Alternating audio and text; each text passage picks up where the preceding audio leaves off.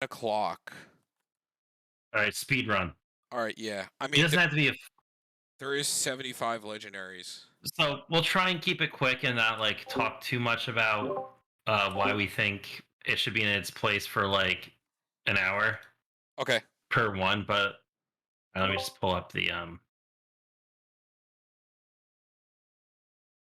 right. So what's the first one? Here's the problem: is if I go up, it's harder to see. It's Oh, the you can zoom back out. Yeah, I only need it for the Aaron Pandalia ruin. There it is. Actually, can I sort this in like? by alphabetical, because that's how it does it here. I'm pretty sure.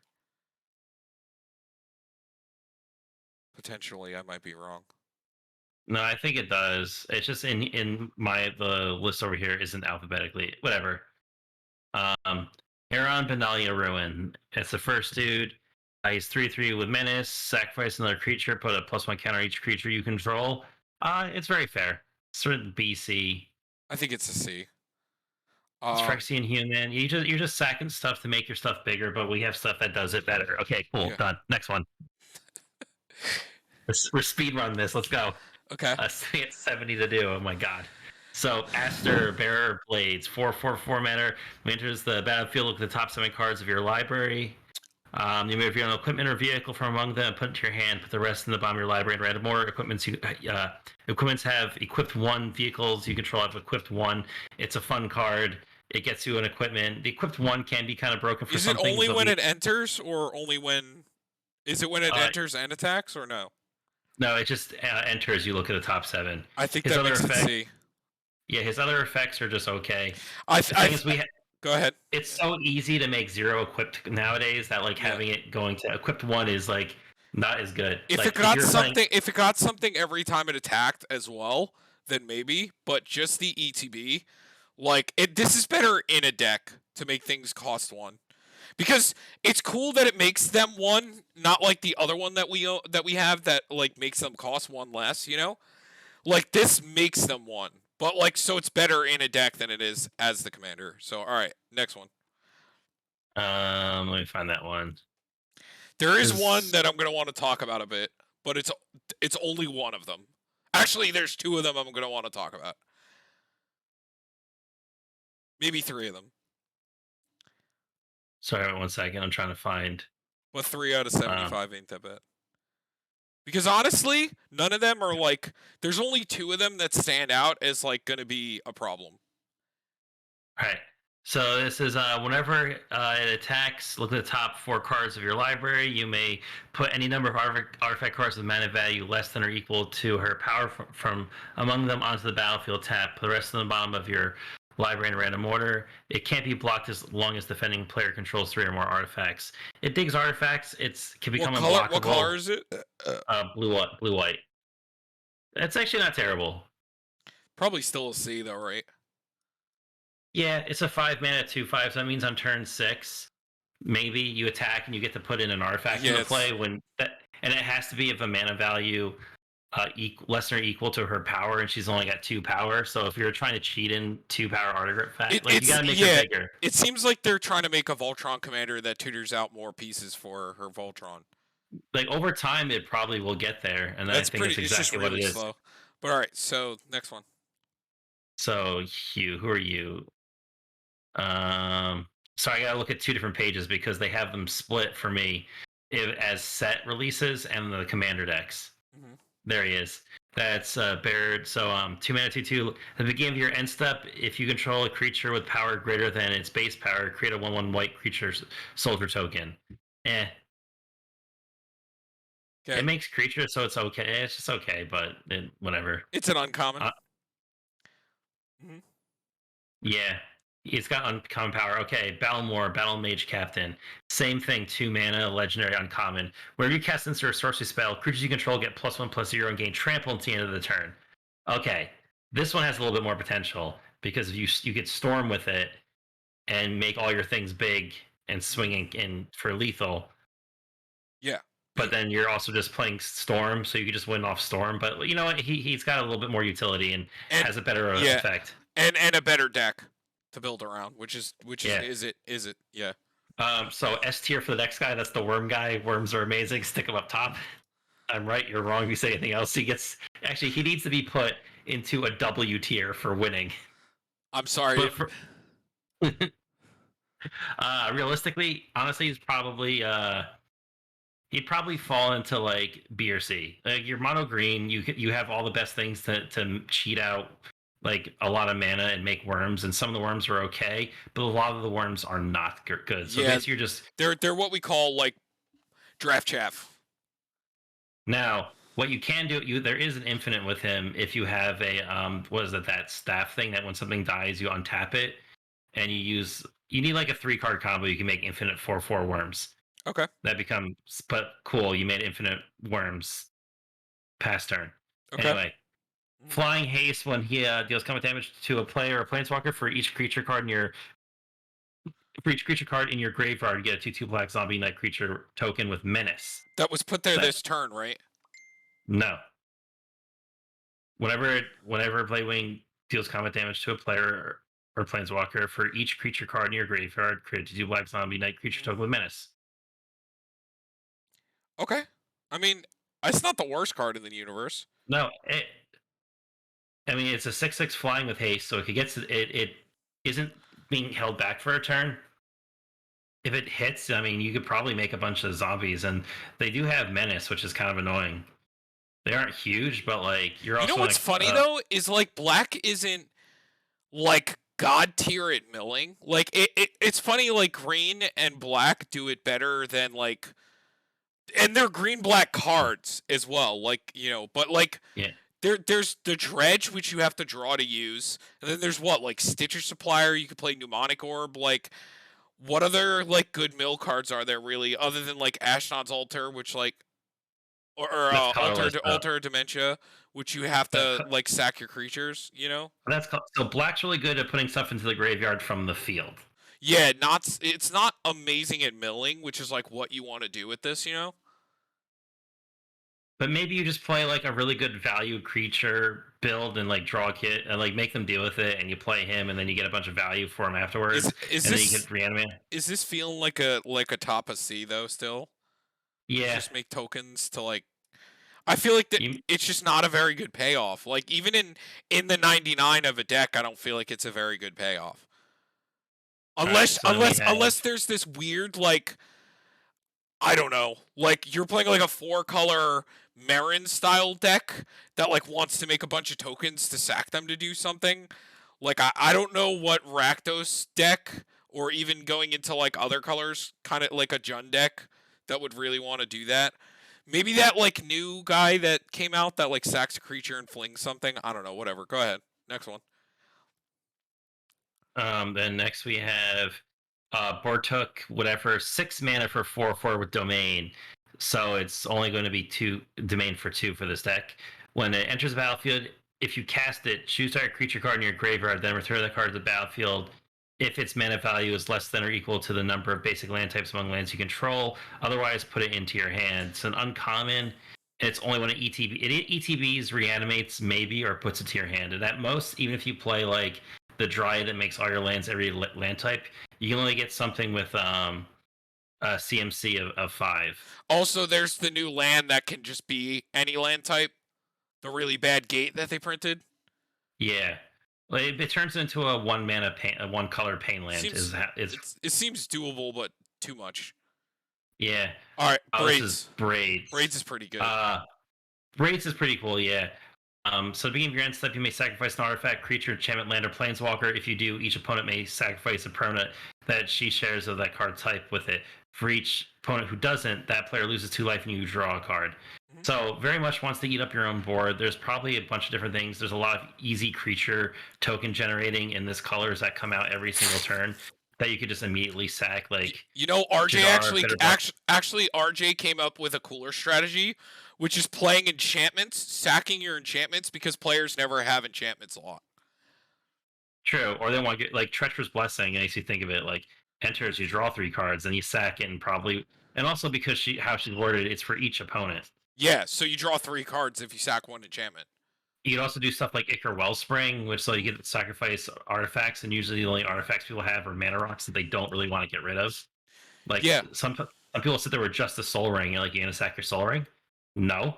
So exactly. I put her in B. She's got some Wait, how does utility. it work with like artifact creature?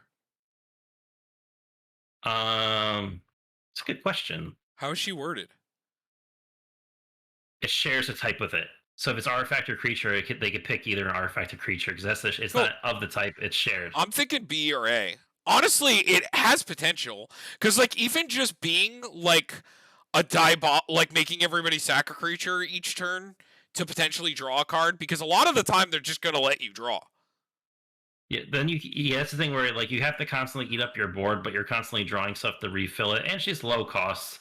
There's definitely builds around it, so maybe like I guess if we're looking at it in You're in just the this best set, colors for this too, because like think about it, like you play Grim Horror spec, like if you're going full in on creatures, like you're not going the enchantment route, or like you're doing like just good die triggers things, like you can easily draw a lot off of just sacking a creature and getting to draw a lot, and even just interacting every turn, is pretty good. Are you thinking A or B? I'm thinking um, this might be the first A. actually, yeah, maybe we'll stick. Yeah, I think there's a lot of ways you can build around her, and it's still just basically a sacrifice Right. deck.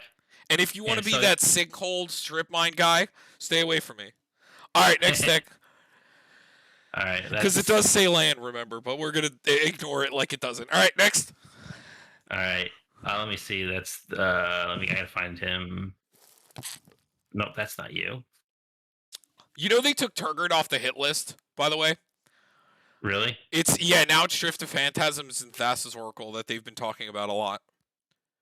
Which Boo. I wouldn't get Oracle. Like I can get Dockside, but like Oracle, I don't really get, because like Oracle has a lower play set. Like it only has like a 10% play, which is low, and Dockside has over 20. So like I understand Dockside because that fits in more decks and more of the casual format, Like Dockside plays better in like big spell decks, or like tribal decks, or like any kind of deck you want to play. Dockside can get played more. That and like Jessica's will get more play than Thassa's Oracle does, because Thassa's Oracle is only like the higher powered decks that are trying to win right away, which like I want to say like 75% of people that play don't find Thassa's Oracle interesting. Even most merfolk decks won't even care about the card because they don't find it interesting. If you look at how much play Consultation and Tainted Pack get, they get like 1% of play, 2% of play. So I think hitting Oracle would be a dumb decision, just because their play groups might have it more because they play with higher powered people in the committee, and like, people that are part of CAG. Like just because they play with the card more doesn't mean it speaks for the majority of stores that play with upgraded precons and tribal decks that have never even heard of Thassa's Oracle. But Dockside, on the other hand, anyway, I wanted to talk about that because I saw the article about it. But all right, so the next card. So this Chadrick Soul Kindler. 4 mana for 4/3. The legend rule does not apply to tokens you control. Whenever another non-token legendary permanent enters the battlefield under your control, you may pay 1. If you do, create a token that's a copy of it. The token gains haste, sacrifice at the beginning of the next end step. You could do something. That's pretty good. There's some nifty stuff you could do with I think that's a B. You are in Boros color, so like, how good are your Boros? Actually, you know what? You can make a quick copy. Okay, Gisela, Aurelia, Atali. Oh, I see what they're doing. Okay, so like getting a quick instant speed Atali, or like the spirit Aurelia, Gisela, that have death effects. Yeah. Okay, that's pretty cool. I like that. Yeah. Mm-hmm. That seems so good. He's got some. So we got this heroic looking person standing there. It's Danitha. I think it's the new Danitha. I think you're right. Let me just find her.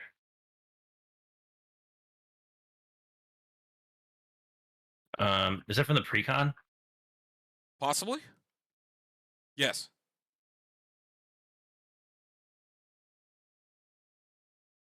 Derek, I got Cosmic Epiphany last night. Do you know what that is? Oh yeah. It only comes out of Jumpstart. Yeah, they did that weird Jumpstart thing, right? Yeah. And Mike gave me a pack for fun, and I pulled a Sheoldred.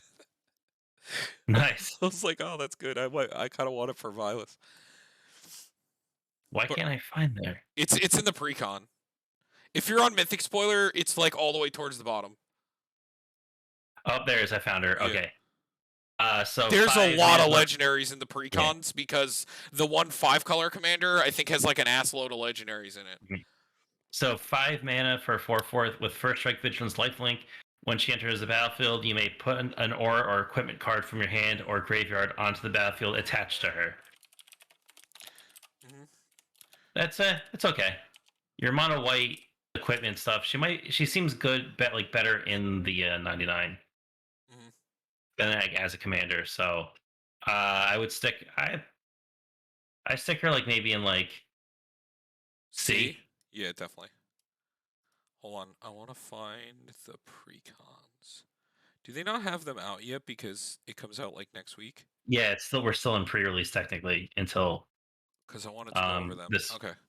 But alright, this is the Planeswalker lady that gets legendary. So up to 1 target legendary creature gains Vigilance, Lifelink, and Indestructible until your next turn. Real top 4 cards of your library. Put any number of legendary cards from among them into your hand. The rest into your graveyard. Create a treasure token for each card you put into your graveyard this way. And then ultimate is gain control of all non-land permanents. Until the end of the turn, untap them. They have haste to the end of the turn. It's pretty good.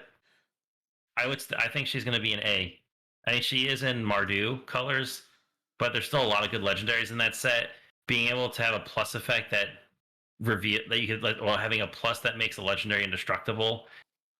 Well, it's up to your choice, but giving either indestructible is it or something. Permanent indestructible? 1 legendary creature. She cares about legendary creatures. But her minus is the one that gets card advantage, right? Yeah, but her minus gets up to 4 legendary cards. And if you're on legendary lands, it can't just be a basically draw 4. That seems kind of nuts. And it's a +2 effect and a -3. So she goes up to 7 right away. Okay, yeah. And you're in 3 colors. You have a lot of options, especially with legendary stuff now. Mm-hmm. All right. That thingy. We got our boy in It wasn't the the colors that were holding me back as more. It was that it was a minus to get the value, but it's fine. Yeah, but that would be crazy if that was a plus. It's true. Plus I mean, that's what the Johnnies do, but it's fine. But this is the 2 mana uncommon Blood Artist, death. Right? Yeah, whenever a creature you control enters the battlefield under your control, you gain 1 life. Whenever a creature under your control dies, your opponent loses 1 life. This is an easy. This is an easy B or A. Yeah, this is an amazing payoff for an Orzhov deck. This might even be an A, to be honest. Yeah, you have the payoff for like these type of things. Mm-hmm. Also, you could build it into a cleric subclass, or sub style, and the cleric class is kind of becoming your aristocrat builds now. With a lot of the stuff that does like death effects and sacking and stuff are turning more and more into clerics. So, like, you do get to play that new busted black guy that sacks a cleric and plays a black card from your deck. Yep. Also, regardless of playing cleric sub-themes, you could just play life gain, which is so insane. And I think, how many times have you gone for an infinite combo and then realized you don't have a Blood Artist effect? Yeah, it's the Blood Artist from the command zone for your infinite combos. So yeah, that's good. I think it's going to be very good, yes. I think it's honestly better than Braids. So this is Emperor Mion the Second, 3 mana, 3/3. The new Merfolk. Look at the top. Yep. Look at the top card of your library at any time. You may cast Merfolk spells from the top of your library. When you cast a Merfolk spell, you may pay 1. If you do, create a 1/1 blue Merfolk creature token. It's a Merfolk commander that looks for Merfolks, lets you play more Merfolks, and you get to spend mana to make more Merfolks. So, I think this lands in B because it's only blue, right? Yeah. But I still think there's enough Merfolk and now like ways to draw or like cute ways to give him blockable, or like Merfolk are just good enough in those colors to at least make a B. There's also like Kindred Discovery, and we have gotten a lot more like Merfolks the time gone. Here's my thing with Merfolks though. Even if you have all the lords out in play in Commander, they're not actually that big. No, they really don't take over the board that much. Like, and the thing is, he's basically, this commander forces you to pay an additional tax on creatures, which is kind of unfortunate. So I still think maybe like in like he'd be in B for me. No, 100%. That's we were in the same. because the thing is like you do get to play the tribal cards, which do keep it buffed. Because you get the Vanquisher's Banner, Herald's Horn, Kindred Discovery. And then like you get to play the draw cards in the blue colors, so it's not the worst. And merfolks have draw, they have stuff to do, but they're just the worst out of the tribes now. Like the other tribes are just so much better. This is the counterspell guy. Yeah, so he's cool. He's cool in the 99. I don't like him as the commander. Yeah, he's definitely a C. He just like the only thing that would make him good is having something like a Displacer Kitten, where like you could constantly like flicker him in response to get the effect. Yeah, he's definitely doable, but it's not a dead card, but he's definitely doable. It's just not very good. You're right. It's like 100 times better in the 99. Because he just takes the spot of like a Venser, but because he's like a disallow, that's really cool. But from the thing is, it's from the command zone. No. It also kills a creature. Remember. Yeah, that too. It's like I said, it's like either it's like Venser returns a spell or bounces a permanent. This is counter the spell and stuff or kill a Which creature. Honestly, I think the counter and giving them a card is better. So. Yeah, I mean we play the Arcane Denial all the time. So. Yeah. Okay, so next one is Garna, Bloodfist of the Keld, 4 mana, 4/3. Whenever another creature you control dies, draw a card if it was attacking. Otherwise, it deals 1 damage to each opponent. So this is actually another Blood Artist effect with red instead of black-white. Because if another creature you control dies, you draw a card if it was attacking, or it deals 1 damage to each opponent. Is basically what it says. I think that's a B. In Rakdos, you have some good creatures to attack with. I see a world where like I'm just playing good cards in Rakdos and getting value because of it. Mm-hmm. I think it's not the worst card in the universe. It's got draw. Because remember, we got Mayhem Devil, Goblin Bombardment, Shenanigans in the same. Yeah. We could also do something like where we're like go to combat. Like, well, we make a bunch of tokens, or like we go to combat, we just sack all our shit in combat. Like, it's definitely doable. Like I say, it's definitely not terrible. This is what is this? Looking for him. General Marhul Elstragon. 4 mana, 4/4. Whenever a creature you control becomes blocked, it gets +3/+3 in the turn for each creature blocking it. It's an uncommon. And it's Gruul? Yeah. I'm not gonna lie to you. I think that's a B. Yeah, making creatures like attack getting big. Yeah, that seems good. I honestly, because I mean, we know how good Gruul is on its own. So like, honestly, like just being able to like, like it's Gruul, Derek. Like, what do you gotta say? Like, you're gonna have draw, and then this is just a good way to make them get through, which is important. Actually, it's something that Green is like not amazing at. Like, they do it in burst. But, like, they're not, like, they don't have something that's, like, evasion. Like, the best they really have is, like, vigor. Or, like, they don't really have, like, a way to just, like, get through easily. Green is more like, I'm going to play, like, an overrun and try to kill you. All right. And, I mean, their overruns are really busted, and usually people die. But, they don't have, like, an archetype or things that, like, let them get through. But, all right. Here's the next thing. All right, so the next one is Greensleeves. He's the 5 mana protection from Planeswalkers and from Wizards. When he enters, his power and toughness equal number of lands you control, which is nice. Whenever a land enters the battlefield under your control, create a 3/3 green badger creature token. So we have what was it? The creature, the rampaging Baloth that makes 4/4 beasts. This is probably fine. A 5-color landfall deck with a token maker, so you can go infinite with Kodama. He's definitely at least a B. He does get bigger, like too. Like this thing can actually get kind of scary big with with lands. Mm-hmm. And you're just playing a landfall deck. We know how good landfall decks are. So A or B? I would say A, just because it's a also, landfall, and it's a 5-color, right? No, it's mono green. Oh, it's mono green. No, I'd still stick that up in A. Like, that's just still really good landfall. You get value out of playing your lands, and then she becomes a threat from playing lands. And she has some minor evasion. Like, a Harrow makes 6 power on board. Alright. Yeah. And then and because they're 3, it makes Elemental Bond so good. Like we love rampaging, but Baloths, and it's basically the same thing. For one more mana, you get a creature that's one bigger, Right. and we know how good that could be. Now we have it from Command Zone. I like her. Now we got the Anyway, desert. We got the desert rock guy. Desert Walk. You may play desert lands from your graveyard, and whenever a desert enters the battlefield under your control, create 2 1/1 green and white Sand Warrior creature tokens. Meh. This is an interesting thing. So you're in what is it that Naya? Naya colors? It's still like you're evolving on deserts, and like while we have an okay amount of deserts, like this is a fun deck.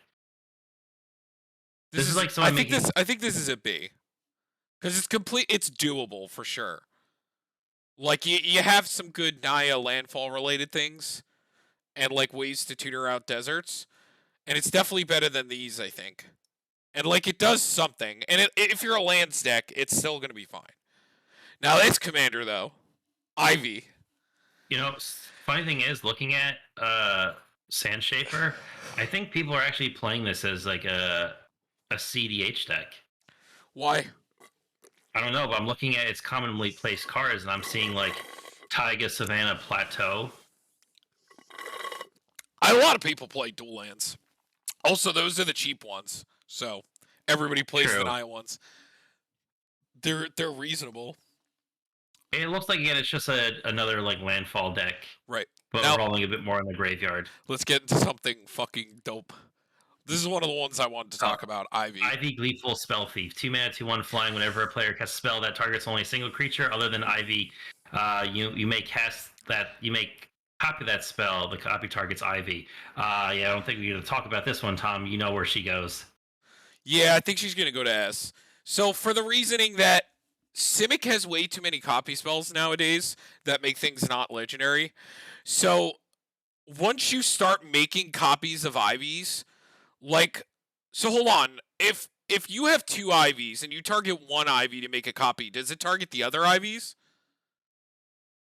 Yes. As long as your target, like, it won't target itself, but actually, yeah, because I think they each check individually. I don't think if you have a copy, because I don't think it cares about the name Ivy Gleeful Spell Thief. Yes, so I think this is a deck that Mirror Box gets played. You know, the new, the one that gets rid of the legendary rule and then creatures with the same name. It's a coat of arms for the same name creatures. What's that? So what's that spell that you just put in the other deck that could copy your commander? Arrhenius Vile, yeah, Vile Duplication, yeah. And what's funny is she has flying, and you still want to play auras.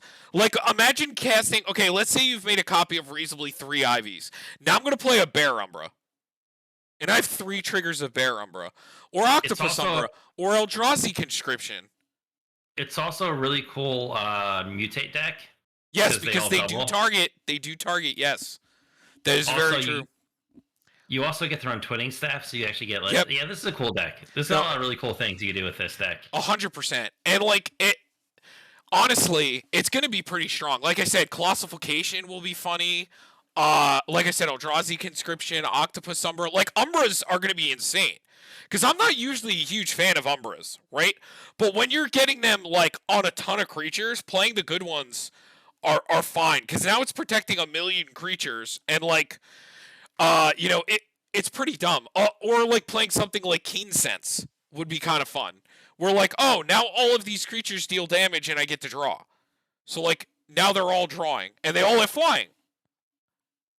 But yeah, I also you make a pretty gross like aura deck with her. Yeah, you could just mix. I think like you can also play the thing that gives her unblockable and you scry, the 1-drop. Mm-hmm. Yeah, like there's just going to be a ton of things that you could play with her, and she's Simic. So you have protection, you have generic draw, like, and you can, if you weirdly like go hard in the aura department, green has a ton of enchantresses, and some of them will be busted. Like if you go hard in the auras, if you play like Setessan Champion and Eidolon of Blossoms, which they count when things enter. So making copies counts. So like if you have 4 Ivies and you play 1 aura on your Eidolon, like let's say you play Bear Umbra on your Eidolon, that's going to make 4 extra copies of Bear Umbra. You're going to draw 5 cards. And you have 5 Bear Umbers on 5 creatures. Which each trigger separately when you attack, so you get to untap your land I think 5 times. I think Eldrazi Conscription is going to be really mean because it also has flying, so it makes it. Doesn't it give it like +10 too? And it's not like making big mana in this deck is hard. Like you get to play all the mana doublers, so like it, very good. There's also another really weird tech with her because it's whenever any player targets a single target. So in a really weird sense, like if you give target creature against indestructible, you could copy that. Oh, but there is also one problem: is if one gets pathed, they all get pathed. Well, thing is, remember, she says you may cast the trigger. Oh, right, you may. Right, I forgot. Right. Oh yeah, so she even died. Like, she wasn't good enough on her own. It's like, I'm not going to copy that spell. Right. Anyway, we have Jared Carthill. Oh yeah, Derek. It's like, oh my god, if somebody's like, yeah, this has double strike and double its power, dude, this is Shu Yun's worst nightmare. No, you know what she literally is? She is literally the person sticking your fingers together going, "Is for me." Yeah. Is for me. This for me. That's exactly what she is. Also, can we talk about how there's already she already has 400 deck lists basically built for her already. I have her on the list. I have 4. She is currently out of all the new commanders that came out, she's currently the second most built. Under which one? The Assassin or Solar Windgrace? What's the other? Joda is number 1. Oh yeah, the Legendary. Yeah, because that's already been an archetype from like 5 different commanders that we've gotten in the past years. But so we'll get there. Yeah. Let's get through this. We got a lot to get through. So yeah. Jared Cartholine, 5 mana, create a 3/3 Kavu creature token with trample that's all colors. Choose up to his -3. Choose up to 2 target creatures. For each of them, put a +1 counter on it equal to the number of colors on it. And then return target multicolored card from your graveyard to your hand. If the card was all colors, draw a card and create 2 treasure tokens. What colors is he? He's 5 color. It's a B. Yeah, make it work. He does some stuff. He's just fair, is what it is. Yeah, he's a very fair 5 color. I think they're worried about making another 5 color commander that just could do everything. Because like Kenrith is sitting there in the hot seat ever since Golos got banned. Yeah. He's like, am I next? All right, so let's find who this person is.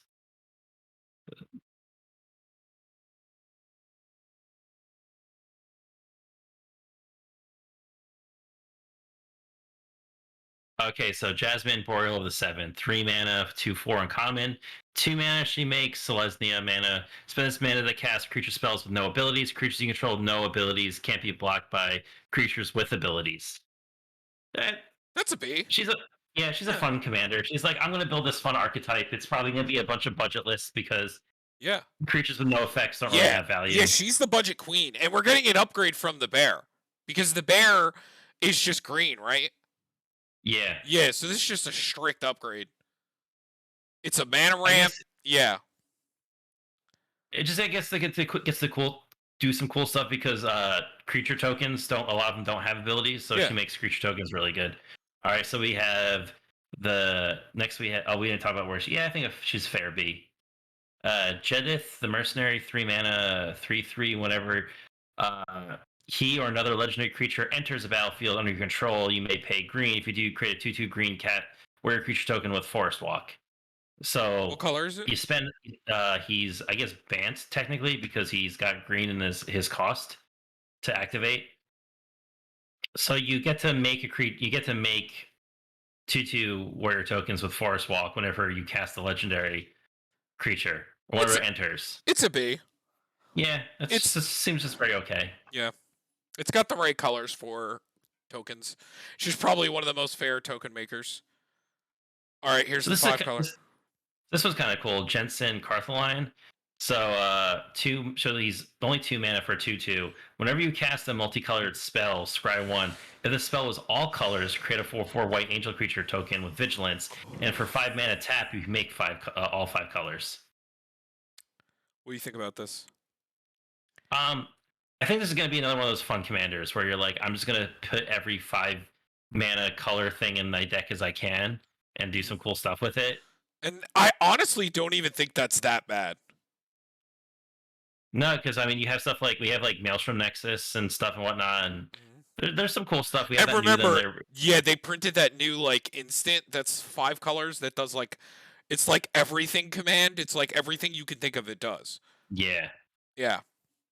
it's got some cool synergies. There's It's a lot of probably really a cool B. 5-color It's stuff. probably a B, and it's a 5-color deck, so most 5-color decks almost automatically land into B just because you can make them work, but, you know. Alright. New This is Joda. Giora. Yeah, the new The new Giora. Joyra. Yeah, new Joyra. Yeah. You put 2 Ingenuity counters on her, then you may put an artifact card with mana value X less from your hand to the battlefield, where X is the number of Ingenuity counters on her. So she gets bigger, but she gets more Ingenuity counters. You get to cheat an artifact. It's just okay. Yeah, I think they were a little held back on her, considering how crazy she was last time. I think she's a C. Because you want to think about it. So you put her in turn 2, right? You can't use her. So turn 3, you can activate her, and you get to put.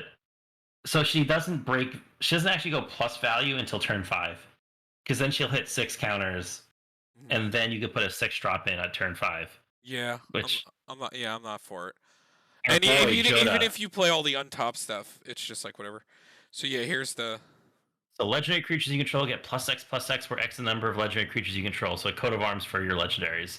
Whenever you cast a legendary spell from your hand, exile cards on the top of your library until you exile a legendary non-land card with lesser mana value. You may cast the card without paying its mana cost. Put the rest of the bottom of your library in a random order. This is the ultimate tribal legendary commander. Yes.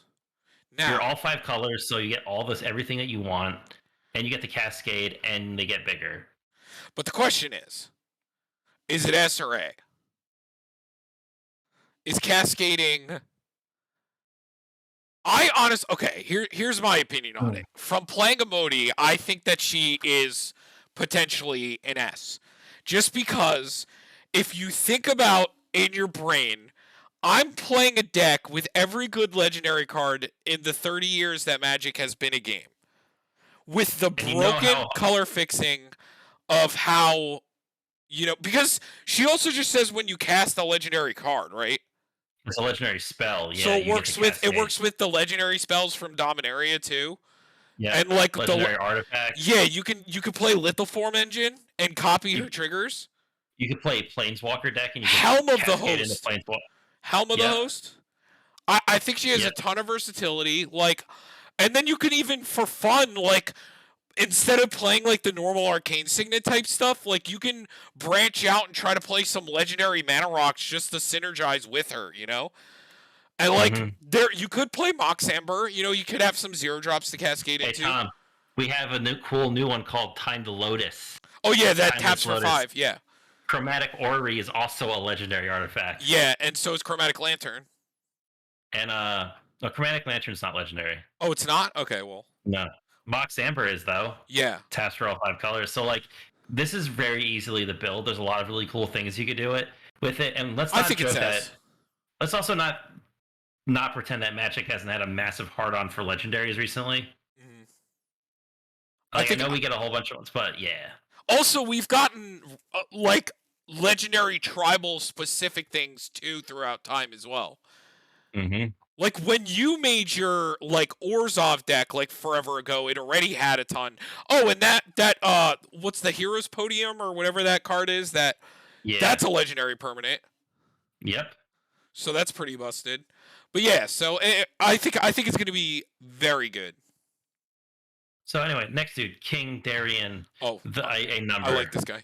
So he's 3 mana for a 2/3. Other creatures you control get +1/+1, and for 5 mana, put a +1 counter on him, and then create a 1-white creature soldier token. It is not a tap ability, so as much as you have mana, you could do that, and you can sacrifice some creature tokens you control, gain hexproof and indestructible until the end of the turn. Okay. I think that this can potentially be one of the best Selesnya token-making decks of all time, because the thing about Reese is the reason why Reese is so good is because it can constantly make tokens, but you have to tap. This one is not a tap ability. It generically gives other creatures +1/+1, makes itself generically bigger, and can sack to save your creatures. One counter is that Reese can double all the tokens that you have. Right, but don't we have enough of that in the deck? True, but like I guess you're saying, like, I don't know, if I had to choose between this or Reese as a commander. Reese is still like just slightly better, but like I still think. Yeah, I still like him though. Yeah, and the thing is, you don't even have to run a complete token build. You can just run like like good creatures with it and creatures that like ETB and make tokens. And then you have white like if a board white comes, sure you don't lose everything. Is he an A or a B though? I mean, it is a token deck if you do it that way, and that's token decks pretty strong. I think I'd stick him in the top of B. Okay. Top of B, bottom of A, because he still needs a lot of help. What's his converted mana cost? 3 mana. That's pretty good though for 3. What's the activated ability? It's 5. It's 5. That's pretty steep. I mean, it is green, but it's fine. Mm-hmm. This thing. So this is Lagamos, Hand of Hatred, 3 mana. Uncommon. At the beginning of your combat of your turn, create a 2/1 red elemental creature token with trample and haste. Sacrifice at the beginning of next end step. And he's tapped. Search your library for a card, put it into your hand. Then shuffle. Activate only if 5 or more creatures died this turn. Yeah. That's so hard to pull off. Like, you need a very specific setup. So here's why I don't like him. It really forces you to play into this, like, very one style just to tutor for a card. And I know he makes the elementals that die, but, like, it doesn't have to be your creatures, though. I guess it's not so bad. But still, I don't know. He's so conditional. He is an uncommon. I think he might go D. No, I think it's C, because like he's making the creatures. You could kill your opponent's creatures. It's definitely doable. It's not hot, stanky garbage. Like I think it's a Rakdos deck because you could just like board wipe, or kill their stuff. Like it's definitely doable. If you board wipe, then he's going to die, and you can't use him. You just need like, how much power is he? A 1/3. He's a 1/3. Well, you just need to find like, let's say you play like an Edict deck, right? Like you play Aristocrats, and you're like, okay, I'm gonna play like a Plague Crafter, and that killed 3 creatures. That killed 4 creatures this turn. And I'm a Rakdos deck. It's definitely still playable. I'll just Phyrexian Reclamation back like a creature that makes everybody sack a creature this turn. And then plus the tokens it makes, I only have to attack with him to tutor. So the other way I could see it too is that he punishes your opponents for playing like sack happy decks. Yeah. If they're playing like an Aristocrats deck, you could say, okay, tutor, you sack a bunch of things. Cool, I'm going to search for something. And it goes to your hand, and now I'm going to stop your combo. Yeah. So that's where it could come in handy. But still, it's still a lot of setup, and like it's also taking your spot as your commander. Mm-hmm. And I don't think the 2/1s are ever going to really be relevant to winning the game because they go away at the end of the turn. No. All right, let's find this next person. So this is it's the new Urza. The scholar. Yeah, almost. They worded her correctly this time. Tap an untapped non-token artifact you control to create green. Tap 2 untapped non-token artifacts you control. Exile top card of your library. You may play it this turn. I mean, that's still pretty good. But green-red artifacts? I guess red's fine. I mean, if you're playing it kind of like the Urza deck, like you're still just generically playing. Like a lot of time in Urza, like I'm just playing eggs, and like I don't make that many tokens in the deck because Psy's not my commander anymore. So if I get Psy, cool. If not, I'm like, whatever. This could just be like another like Ironworks deck with some red stuff that helps you with artifacts. Is that a B or an A? I think it's B. Right?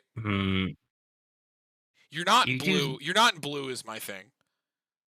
Yeah, so you rely on stuff like Veil of Summer and Deflecting Swat to like keep you from not losing. Yeah, I think it's a B. Oh yeah, but you get to do the same thing. You still have to play stupid stacks and play like Static Orb, Howling Mind, and then activate their ability. Red has a decent amount of artifact related cards, but not as good as blue. Okay. All right, next we have weird glowing person with orbs around them. I think that was an uncommon.